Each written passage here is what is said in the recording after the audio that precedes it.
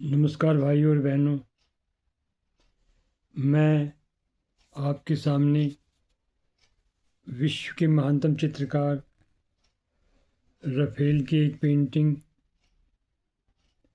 जिसका नाम है Madonna and Child with Saint John the Baptist के बारे में बताने जा रहा हूँ। यह चित्र बहुत ही महानतम है और इस चित्र के बारे में मैंने एक वीडियो बनाया था। उसमें मैंने इस चित्र के बारे में थोड़ा सा बताया था। अब मैं इस चित्र के बारे में और भी ज़्यादा बताने जा रहा हूँ। अब आपके समक्ष लेख मेरा प्रस्तुत है। ला बेले जार्डिनियर, जिसे Madonna and Child with Saint John the Baptist के नाम से जाना जाता है, एक इतालवी उच्च पुनर्जागरण कलाकार राफेल द्वारा शुरू की गई और रिडोल्फो डेल घिरेंडियो द्वारा पूर्ण की गई पेंटिंग है। इसमें मैडोना एक युवा ईसाई और एक युवा जॉन द बैप्टिस्ट को दर्शाया गया है। ऐसा माना जाता है कि इसे लगभग 1507 में सियेनीज के कुलीन फैब्रिजियो सारगार्डी ने बनाया था। यह वर्तमान में पेरिस के लूवर संग्रहालय में प्रदर्शित है। ये पेंटिंग इतालवी पुनर्जागरण चित्रकार राफेल के सबसे प्रसिद्ध मैडोना चित्रों में से एक मानी जाती है। कई कला इतिहासकारों का मानना है कि यह पेंटिंग राफेल की उपलब्धियों का शिखर है और उनके फ्लोरेंटाइन काल की सबसे बेहतरीन कृतियों में से एक है। राफेल ने मैडोना ऑफ द गोल्डफिंच की पेंटिंग पूरी करने के बाद ला बेले जार्डिनियर की पेंटिंग शुरू की। ये पेंटिंग उनकी अगली कृति मैडोना ऑफ द मीडो की भी झलक देती है। राफेल फ्लोरेंस छोड़ने से पहले इस पेंटिंग को पूरा नहीं कर पाए थे। बाद में इसे रिडोल्फो डेल घिरालेंडियो ने पूरा किया। घिरालेंडियो को विशेष रूप से मैरी के नीले वस्त्रों को पूरा करने का श्रेय दिया जाता है। बाद में इस पेंटिंग को फ्रांस के राजा फ्रांसिस प्रथम पेरिस ले गए, जहाँ इसे लोकप्रियता मिली और कई अन्य कलाकारों ने इसकी नकल की। पेंटिंग में मैरी, क्राइस्ट और एक युवा जॉन द बैप्टिस्ट को दर्शाया गया है। मैरी पेंटिंग का केंद्र बिंदु है। उसका चेहरा पिरामिड नुमा संरचना के शीर्ष पर स्थित है और उसका शरीर बाकी हिस्से को भरता है।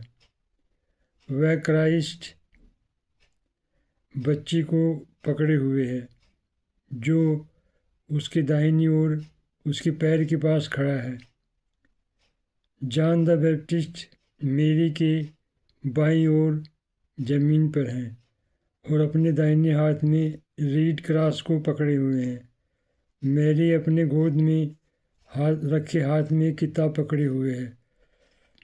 उनके सभी सिरों के चारों ओर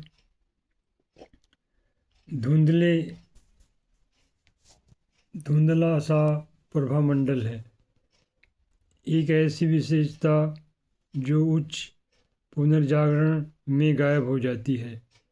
पेंटिंग की परिदृश्य एक सुंदर ग्रामीण इलाके का बगीचा है। राफेल ने अत्यधिक यथार्थवादी वातावरण बनाने में मदद करने के लिए समृद्ध और चमकदार रंगों और मिश्रित प्रकाश और छाया के साथ एक एकीकृत प्राकृतिक संरचना का उपयोग किया। इस पेंटिंग की एक परिभाषित विशेषता मैडोना है। वह पेंटिंग का केंद्र है। उसने मसीह के चारों ओर एक सुरक्षात्मक हाथ रखा है, क्योंकि वह उसके एक पैर पर खड़े होकर उसकी ओर देखता है, जो निर्भरता और बच्चों जैसे विश्वास की भावना दर्शाता है। जो निर्भरता और बच्चों जैसी विश्वास की भावना को विशेष रूप से दर्शाता है। दूसरी तरफ जॉन द बैप्टिस्ट काम में देखे गए दो धार्मिक प्रतीकों में से एक को पकड़े हुए घुटनों को के बल बैठे हैं। राफेल ने एक टुकड़े में कई धार्मिक प्रतीकों को रखने की पिछली प्रथा को अलग कर दिया। इसके बजाय वह मानववाद और कैथोलिक चर्च की शिक्षा दोनों को दिखाने के लिए धार्मिक प्रतिमा विज्ञान और सुंदर परिदृश्यों को जोड़ता है। देखा गया दूसरा धार्मिक प्रतीक धुंधला प्रभामंडल है, जो कलाकारों के उच्च पुनर्जागरण में प्रवेश करते ही गायब हो गया।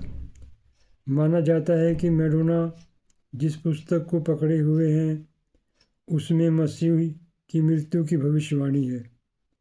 जिस तरह से राफेल ने पेंटिंग की रचना की, मेरी होल्ड की पुस्तक इन अंतिम घटनाओं के बारे में बताती है।